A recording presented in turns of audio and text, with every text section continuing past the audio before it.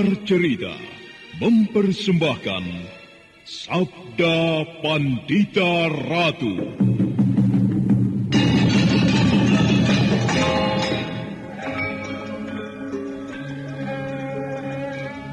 Jawablah, Ken Umang. Benarkah kau berada di belakang peristiwa ini? Tidak, Tuanku. Hamba tidak berada di belakang peristiwa yang baru saja terjadi. Kau tidak berbohong, Ken Umang? Baginda Tuanku tidak percaya kepada hamba.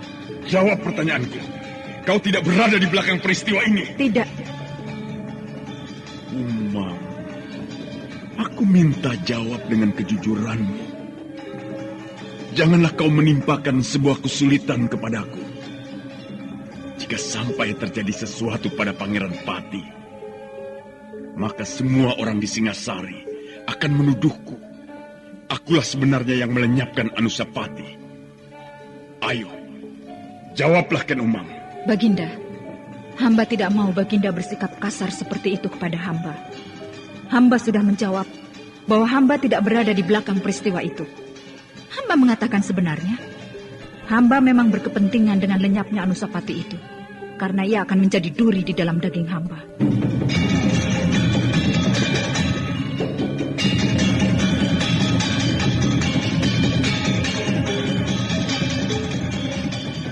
Sabda Pandita Ratu, sebuah kisah penuh dilema, tragedi cinta anak manusia, perebutan tahta, mabuk harta dan duniawi, serta silaunya kehormatan, di mana keangkara murkaan merajalela karena dendam yang membara.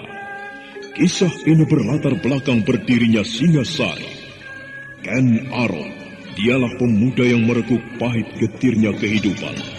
Namun sebenarnya, dialah yang harus melaksanakan sabda-sabdanya. Perjalanan sengsaranya adalah awal untuk meraih keberhasilan, untuk menuju kejayaannya di saat Singasari berdiri.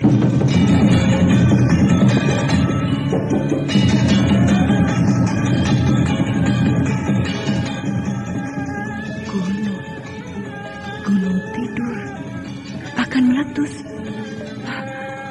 Apakah ayahmu selama ini sudah mengamati gunung? Gunung apa? Seperti kurang pekerjaan saja mengamati gunung. Jika yang diamati adalah gunung yang akan meletus, siapapun mempunyai kepedulian besar terhadap peristiwa itu, Adi Tawang Alun, karena membahayakan jiwa orang banyak. Rasanya tidak. Dan aku kira bukan itu yang dimaksud oleh ayah. Tentu bukan gunung yang sebenarnya.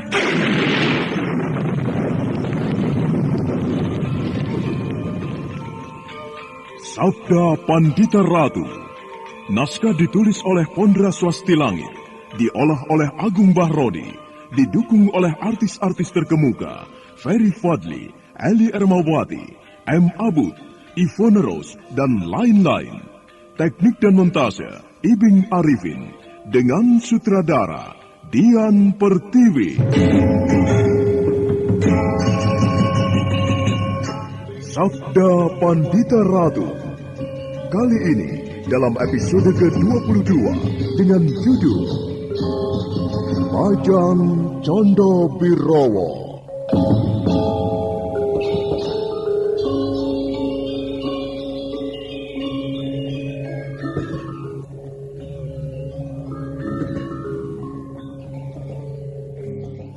Dalam seri ke-637 ini dengan para pemain Ferry Fadli sebagai Kameswara, Ivone Rose sebagai Pinaka Swasti Ratu, Rusli sebagai Paraci Gading, Ganevin sebagai Kiai Jayeng, Endang Agustin sebagai Nyai Jayeng, Wit Hendra sebagai Panembahan Dwi Payana, dan Asdi Suhastra pengantar cerita.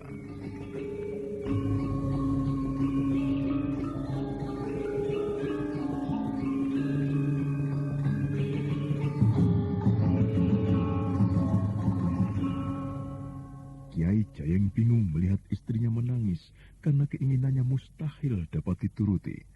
Ketika sedang merayu untuk diam, tiba-tiba pintu rumahnya ada yang mengetuk.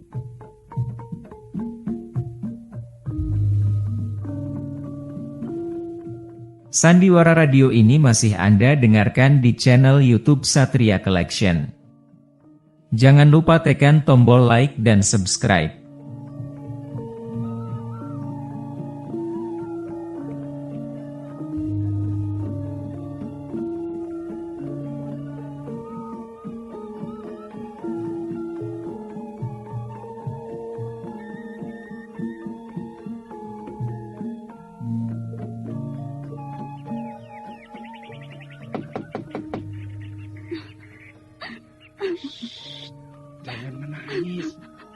Kamu diam. Siapa itu? Aku membutuhkan pertolonganmu, Kisanak. Bukalah pintunya. Oh, baik, baik.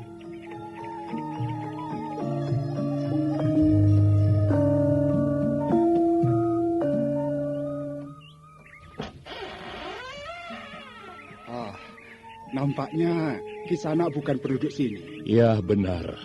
Namaku Paraji Gading. Kiai Paraji Gading.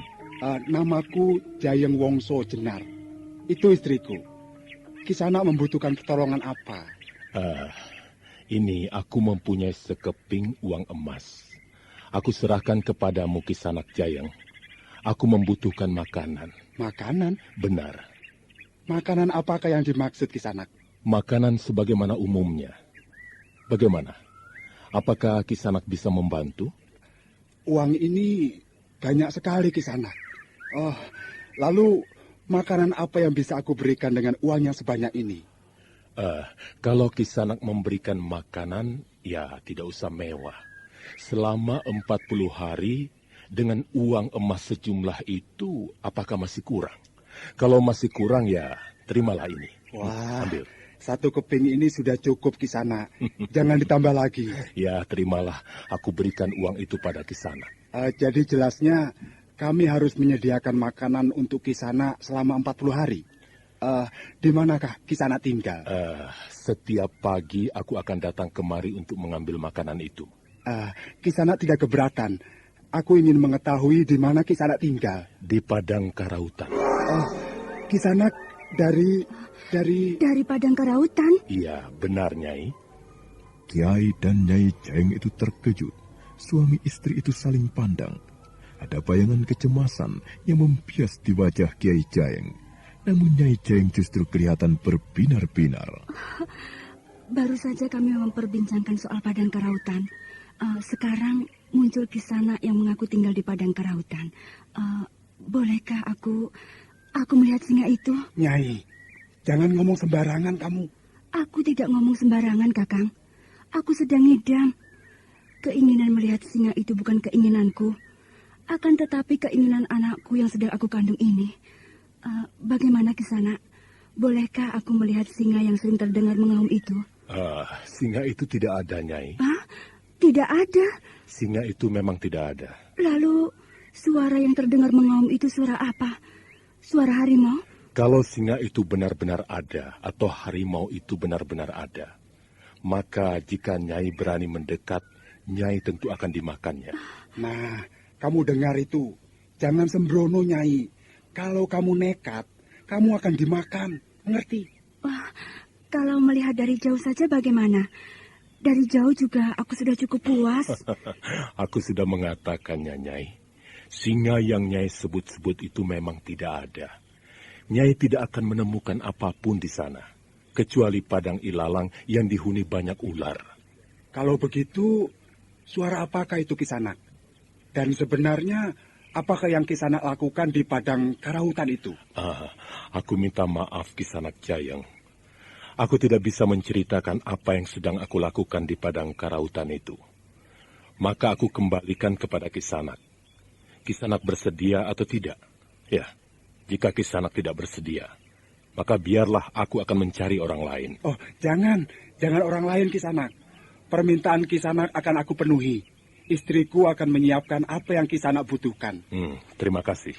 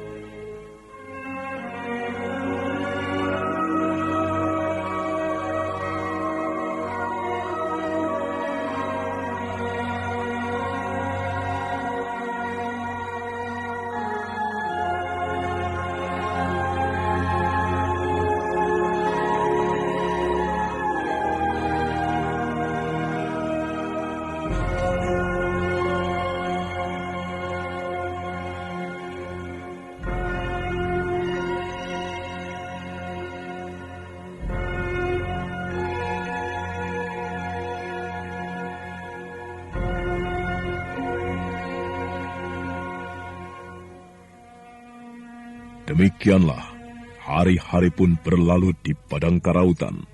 Ken Arok semakin larut dalam tapas madinya. Sedangkan Paracik Gading yang tidak mempunyai kegiatan, tidak melakukan apapun kecuali duduk-duduk dan tiduran di sebuah barak darurat yang dibangunnya. Ada kalanya Paracik Gading datang ke rumah Kiai Jayeng dan istrinya untuk sekedar berbincang-bincang. Namun dengan rapat pula, Kiai Jayeng dan istrinya menyimpan rahasia kehadiran Paracik Gading di setiap siang itu untuk mengambil makanan. Bahkan kepada tetangganya sekalipun, Kiai Jayeng mengatakan Paracik Gading masih saudaranya. Sementara itu, di waktu itu pula, di tepi laut yang tidak seberapa jauh dari ujung Galuh,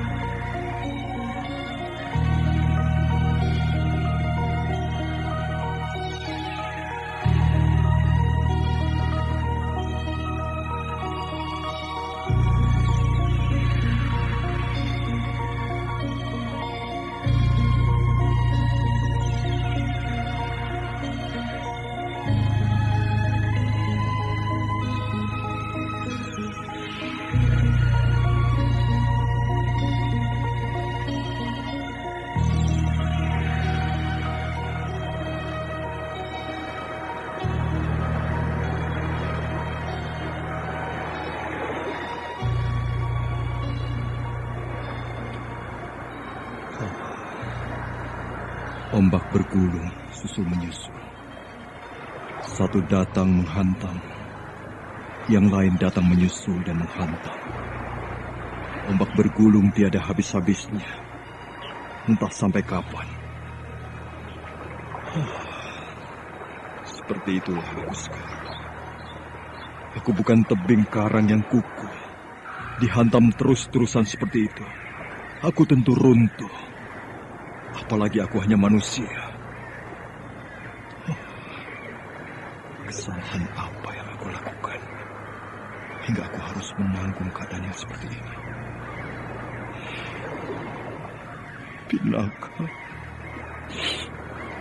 Pinaka Swasti Ratu, di mana kau sekarang?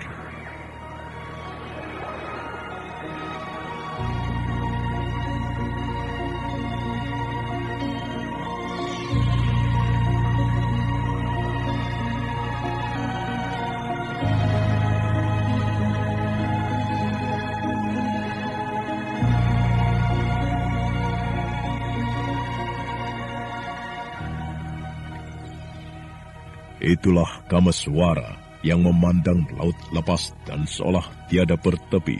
Di depan nampak Pulau Madura, sedangkan di arah barat terlihat lekukan semenanjung yang kelak di kemudian hari akan terkenal dengan nama Gresik. Dalam kesendiriannya, Kameswara larut teringat pada Pinaka Swasti Ratu, kakaknya yang pernah menjadi istrinya, bahkan telah memberikan seorang keturunan kepadanya.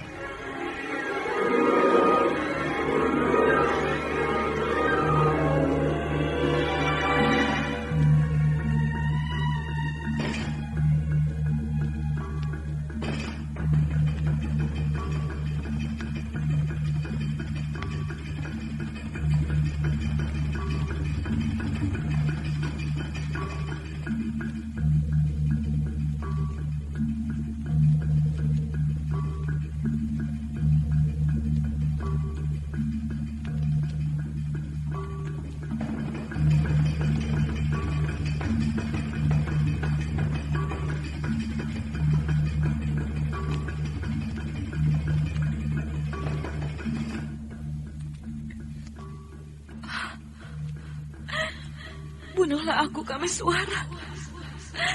Ayo, tolong bunuhlah aku. Bunuhlah aku daripada aku mengalami keadaan yang seperti ini. Bunuh aku, Kameswara. Bebaskan aku dari kutukan keparat ini. Aku tidak akan menjadi pembantai atas anakku sendiri. Syaratnya, Bunuhlah aku, Kameswara. Jika aku masih hidup, aku akan menjadi sumber bahaya anakku, anak kita. Tidak, Pinaka. Aku tidak akan membunuhmu. Kau harus membebaskan diri dari kutukan itu. Kau bisa, Pinaka. Aku telah berusaha, Kameswara. Aku sudah berusaha sekuat tenagaku. Tapi aku tidak berhasil. Kau belum melakukannya dengan bersungguh-sungguh, Pinaka. Jika kau melakukan, kau pasti mampu. Apalagi yang harus aku lakukan? Apa yang harus aku lakukan? Lihat lapak tanganku, lihat. Raja berwujud mata ini masih tetap ada di sini. Apa artinya ini? Apa artinya ini? Bunuh aku, Kameswara. Tidak, Pinaka. Aku tidak akan melakukannya.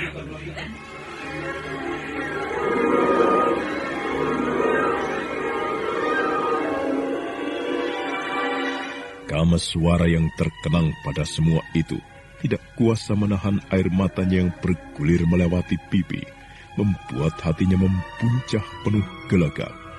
Sekali waktu, ombak laut Jawa bergulung cukup besar. Lidah airnya menjilat kakinya bahkan tubuhnya, namun dibiarkannya hal itu terjadi.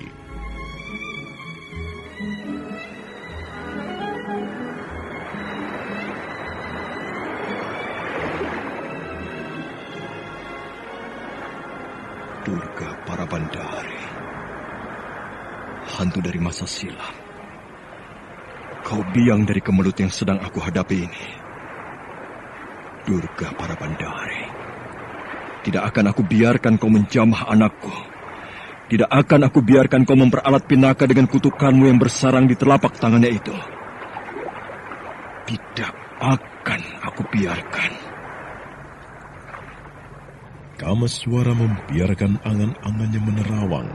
Dia teringat pada saat-saat terakhir berada di padepokan Dandang Kandaga, pada wejangan yang pernah diterimanya dari Panembahan Dwipayana.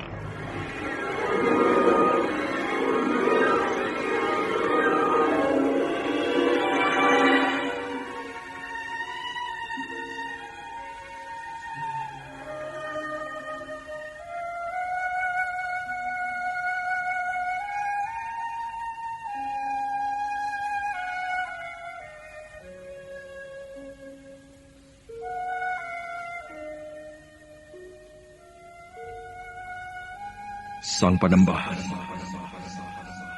entah mengapa sedemikian berat beban yang selama ini aku pikul.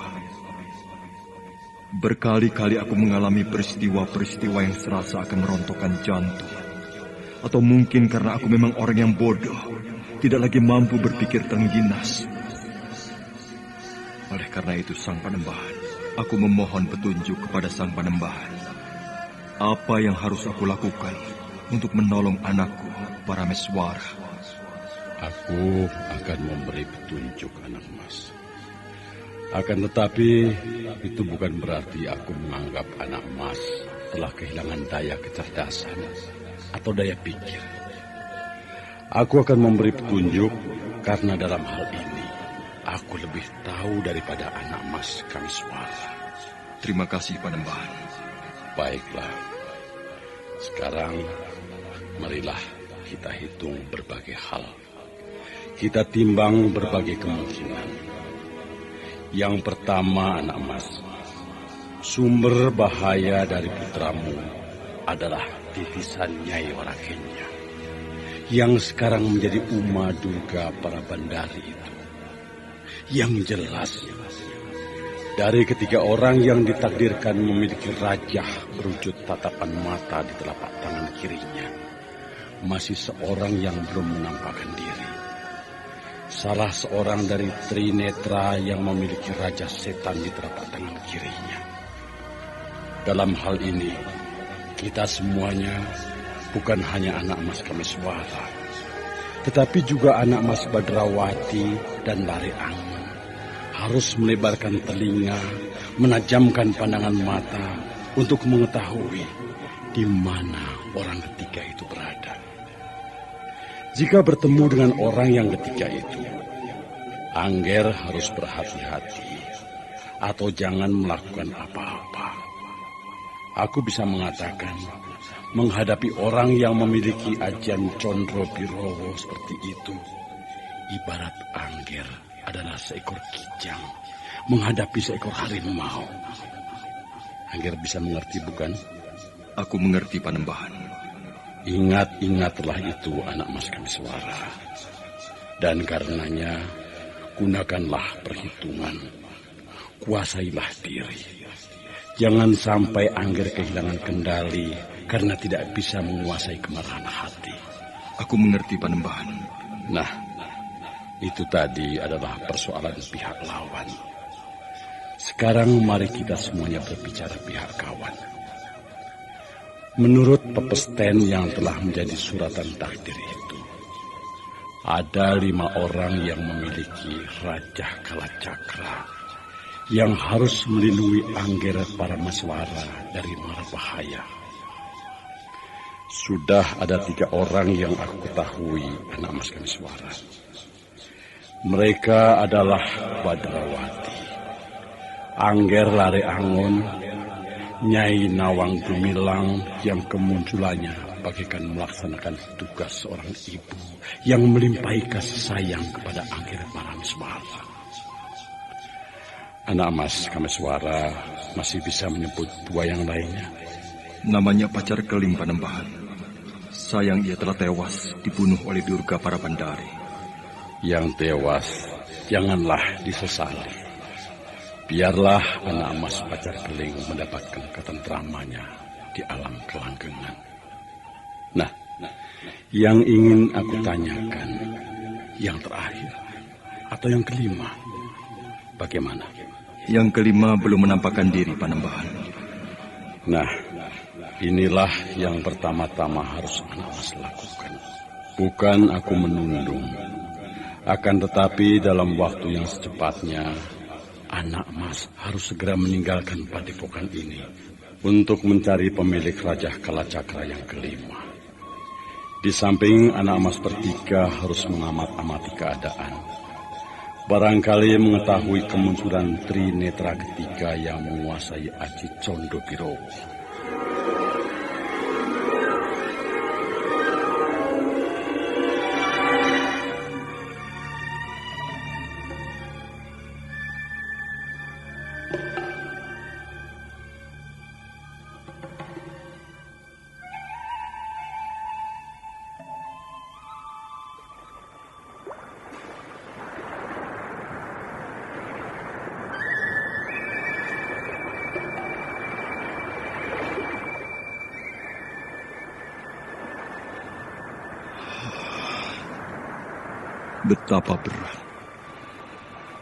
Betapa berat beban yang aku sangka. Aku harus bertahan untuk tidak menjadi gila karena persoalan yang sedang aku hadapi ini. Parameswara, anakku, dengarlah. Aku tidak akan membiarkan titisan Durga itu memburumu. Menyentuh sekalipun tidak akan aku biarkan. Kameswara membiarkan pikirannya menerawang, menjelajahi semua apa yang telah menjadi bagian masa silamnya, mengenang saat-saat masih berada di bumi Pesanggerahan, menjalin kasih dengan Rahastri Kandi, menjalin cinta dengan Kandedes, dan terperosok dalam hubungan lingkaran setan dengan kakak kandungnya sendiri, yang kemudian membuahkan seorang bocah, keturunannya, darah dagingnya. Persoalan yang membelit begitu itu bahkan menyebabkan Kameswara seperti tidak berkesempatan untuk mengurus dirinya sendiri.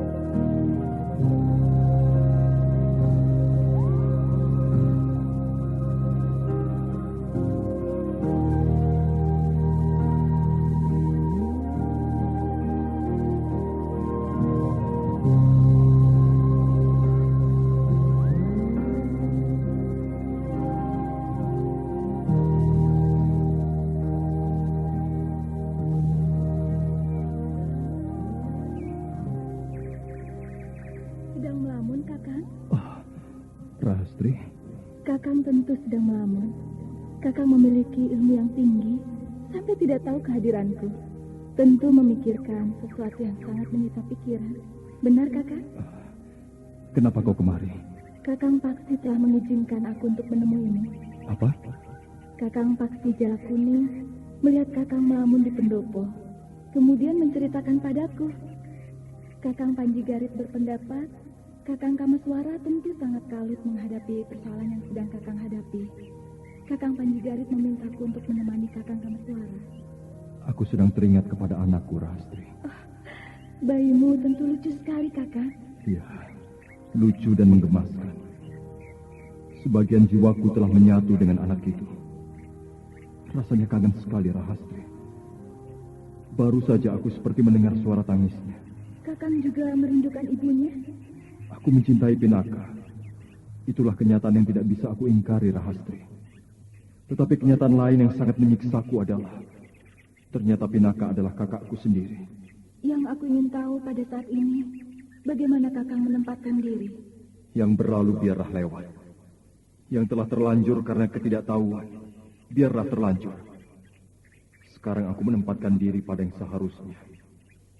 Pinaka adalah kakakku. Sikapku kepadanya saat ini adalah sikap seorang adik kepada kakak. Akan tetapi di sisi yang lain, aku harus menempatkan diri kepada Parameswara sebagai seorang ayah. Apalagi Parameswara dibayang-bayangi oleh sebuah bahaya yang tidak seharusnya menjadi beban bayi sekecil itu. Kakang, maukah Kakang mendengar pendapatku? Iya. Aku bisa mengerti keadaan Kakang Kameswara. Beban demi beban Kakang hadapi. Sebaiknya Kakang segera beristri. Beristri?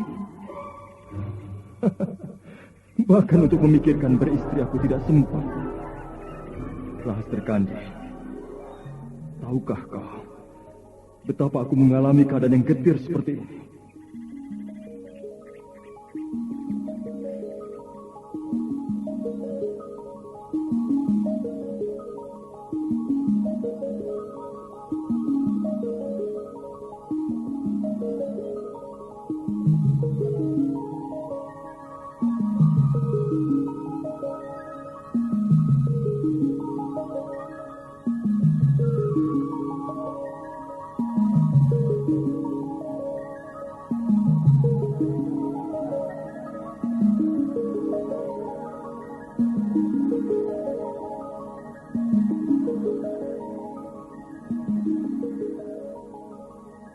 Lelaki jantan dan berilmu tinggi itu ternyata ringkih hatinya. Kameswara larut dan hanyut dalam kesedihannya. Dalam sendiri, Kameswara membiarkan kemanapun arah dan yang dirasakan oleh perasaannya. Air mata pemuda itu bergulir membasahi pipinya. Meski tidak terdengar isak tangis, namun matanya memerah dan basah. Pemuda yang sedang dililit berbagai masalah itu juga terkenang pada masa silamnya itu. Ia menangis.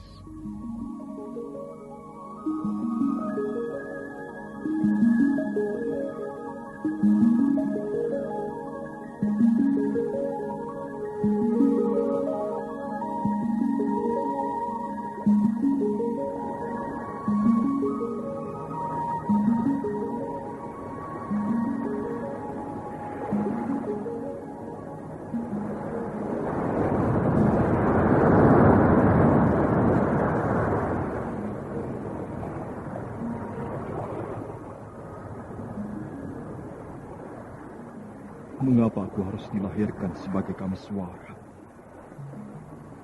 Mengapa aku tidak menjadi orang lain saja yang tidak perlu menyangga beban yang berat? Mengapa aku harus lahir sebagai Surya Medari yang terbuang bagai sampah dan tidak diakui? Mengapa aku harus lahir dari benih yang ditaburkan Tumenggung Murti Wandawa? Apa salahku hingga harus menyangga beban yang berat dan berkepanjangan seperti ini?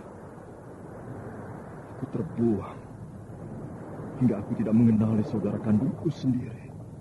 Aku dibuang sehingga tak aku sadari aku telah melakukan perbuatan yang tidak boleh. Pinaka Swastirato, kakakku sendiri aku kawin.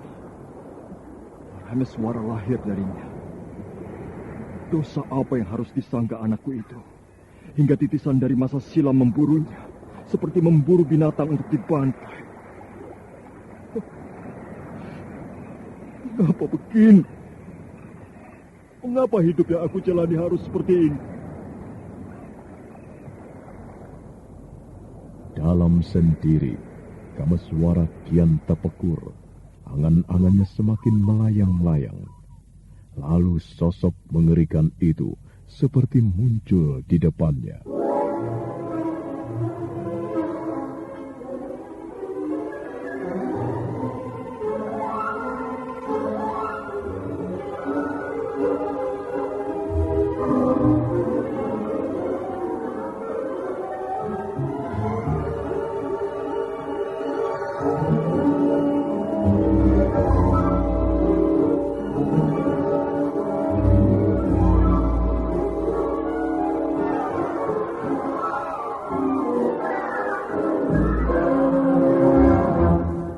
Apa salah anakku hingga kau harus memburunya?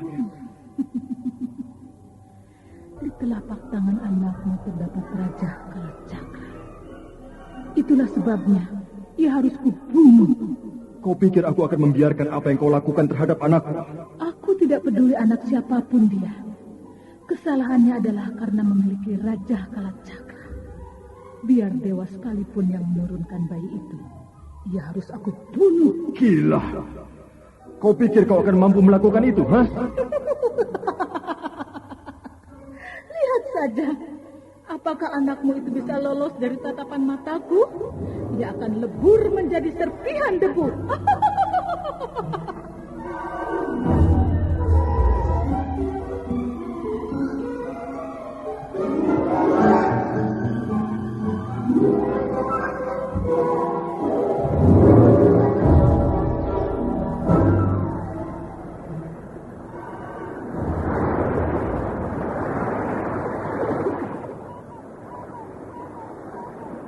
Kameswara, kau tidak boleh ringkih. Kau bukan batu karang yang dengan mudah ambrol digempur oleh ombak atau badai. Namun kau karang terjal, padas yang keras, yang tidak akan roboh diterjang prahara sekalipun. Wahai ombak, ayo, ini aku Kameswara. Terjanglah aku, terjang bagaikan banjir bandang. Ayo! Ayo, mana lagi yang lebih besar? Mana lagi yang lebih ganas? Ayo! Agus! Agus! Datanglah, tempurlah aku! Mana lagi yang lebih besar? Mana lagi yang lebih besar? Ku hantam dengan raga bajra, hancur kau! Hancur! Ya!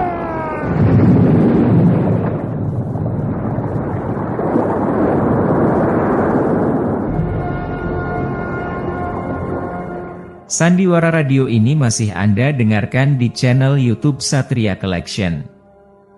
Jangan lupa tekan tombol like dan subscribe.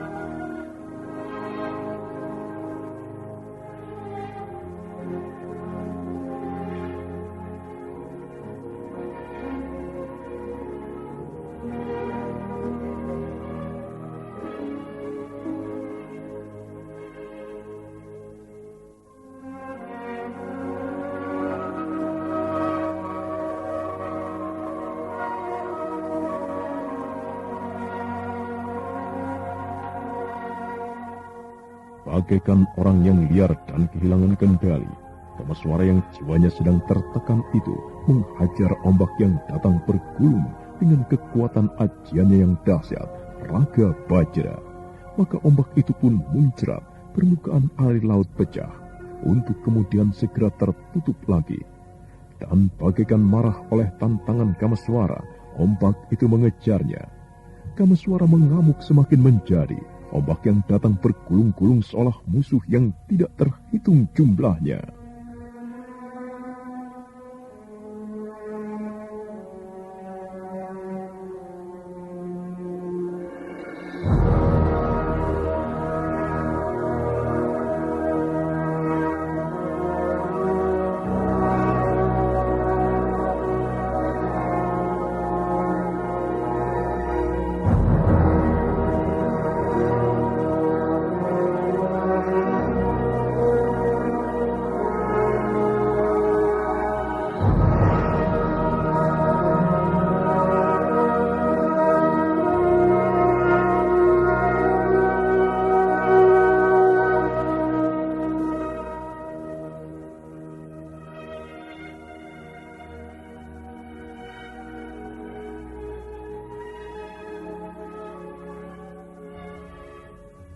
Ada kegelisahan Kameswara, seperti seiring sejalan dengan kegelisahan Ken Arok yang Mesubrata di padang karautan, meski dengan alasan yang berbeda. Pada hari yang kesekian, Brahmana Loh Gawe telah berada di tepian padang Ilalang yang dihuni banyak ular itu.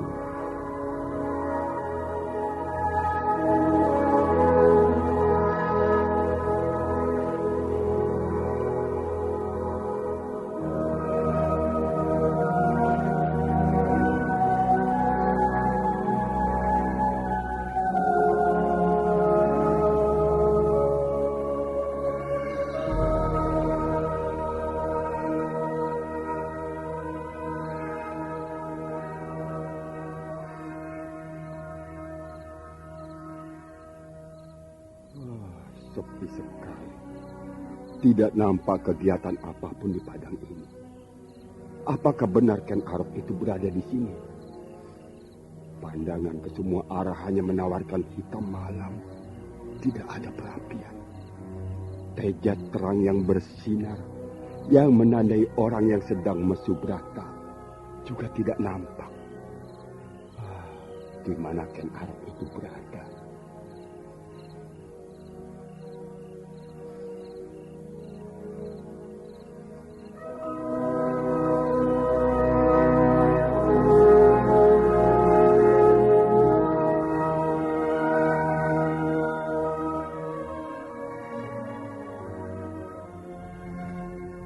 Brahmana Loh Gawe termangu beberapa saat lamanya. Berhari-hari Brahmana Loh Gawe menempuh perjalanan dari Singasari hingga padang karautan. Brahmana Loh Gawe hampir saja merasa kecewa ketika tidak melihat apapun di padang itu. Namun tiba-tiba... Itu dia. Oh, betapa dahsyatnya suara auman itu. Benar-benar menggetarkan. Ternyata benar. Ken Arok berada di padang Ilalang ini. Ia pasti sedang melakukan Mesubrata. Tetapi aneh. Mengapa aku tidak melihat tanda-tanda keajaiban di padang karautan ini? Tidak seperti yang pernah aku saksikan beberapa tahun yang lalu. Ada apa? Apakah dengan demikian keinginan pemuda itu tidak mendapat perkenan dari para dewa? Baiklah, nampaknya aku akan tinggal di tepian padang karautan ini untuk beberapa saat lamanya. Aku akan menempatkan diri menjadi saksi atas apa yang akan terjadi di padang Ilalang ini.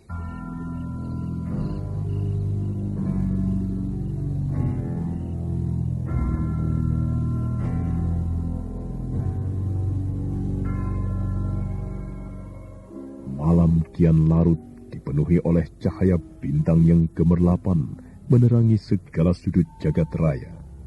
Brahmana Loh Gawe segera mencari tempat untuk berbaring. Didapatkannya sebuah batu besar. Brahmana Loh Gawe kemudian duduk di atasnya. Namun Brahmana Loh Gawe terkejut. Ketajaman simpul-simpul syarafnya seperti menangkap sesuatu.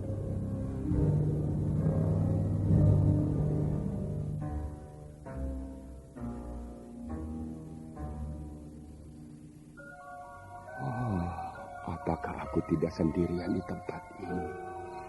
Ada orang lain yang menyaksikan apa yang dilakukan oleh Ken Arok. Aku mendengar desah napas. Benar ada orang. Di mana dia? Brahmana Loh Gawe menebarkan pandangan matanya. Beberapa saat dia mencari. Namun ternyata yang dicari itu justru melangkah mendekatinya. Apa yang kau kerjakan di sini, Brahmana Loh Gawe? Oh, siapakah kau Kisanak? Kisanak sudah mengenal namaku. Namamu sudah terkenal di mana-mana, Brahmana Loh Gawe. Bahkan dedaunan dan pepohonan semua mengenalmu. Namaku Wong Panambas. Wong Panambas? Iya, kau sudah pernah mendengar nama itu? Oh, belum. Aku belum pernah mendengarnya. Wajar, karena namaku memang bukan nama yang terkenal dan sudah lama tenggelam di tempat ini. Apa artinya itu, Kisanak Wong Panambas? Ken Arok telah membunuhku di tempat ini, di batu yang sedang kau duduki itu.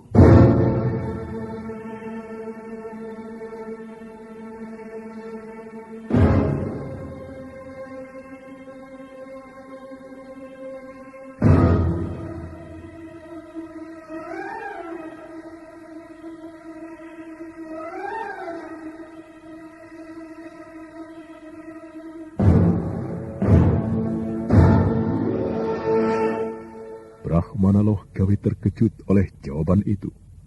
Brahmana Loh Gawe mencoba memperhatikan wujud Wong Panambas itu dengan seksama. Usia orang itu lebih dari setengah abad. Namun apa yang diucapkannya benar-benar membuat hatinya berdebar. Brahmana Loh Gawe turun dari batu dan berdiri.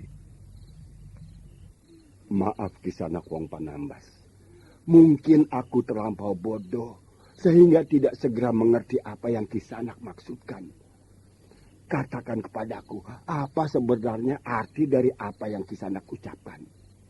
Ken Arok telah membunuh Kisanak, padahal Kisanak sekarang berada di depanku. Ceritanya panjang, Brahmana Loh Gawe. Bersediakah kau mendengarkan cerita yang akan aku paparkan ini? Dengan senang hati Kisanak. Aku akan mendengarkannya. Suara auman singa liar padang karautan dari kejauhan itu sempat menarik perhatian Brahmana Loh Gawe. Namun kemunculan Wong Panambas dengan ceritanya jauh lebih menarik perhatian Brahmana Loh Gawe. Maka demikianlah Brahmana Loh Gawe mengikuti Wong Panambas yang mengajaknya menjelajah ke masa silam.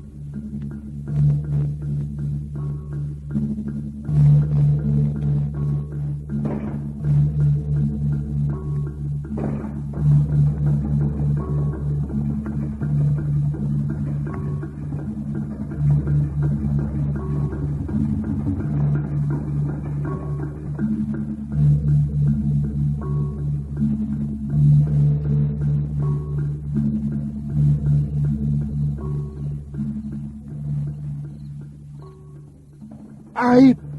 Ini namanya aib. Pedukuhan kita telah dicemari oleh aib. Sepanjang ingatanku, baru kali ini hal semacam ini terjadi di duku kita ini. Tapi bagaimana caranya mendapatkan keterangan?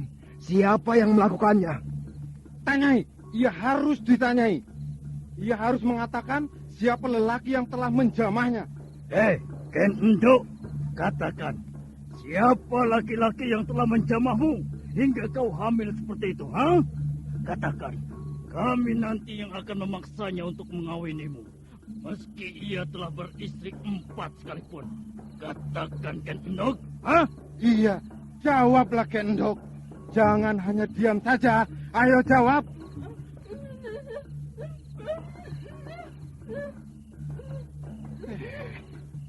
Apa yang dikatakannya itu? Mana aku tahu.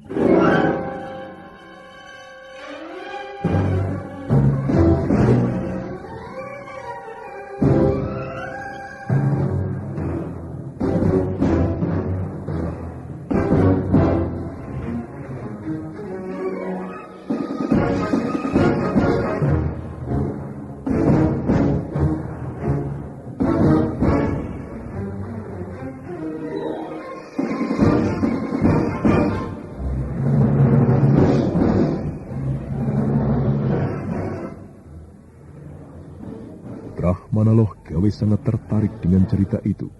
Sebuah kejadian yang dirasakannya sebagai kejadian yang langka. Sebuah kisah yang sangat memelas yang menimpa diri seorang gadis. Gadis yang cacat, tidak mampu berbicara atau bisu. Nah, apa yang akan diceritakan oleh Wong Panambah selanjutnya? Saudara pendengar, untuk mengetahui jawabannya, ikutilah kelanjutan kisah ini dalam seri berikutnya. Sampai jumpa.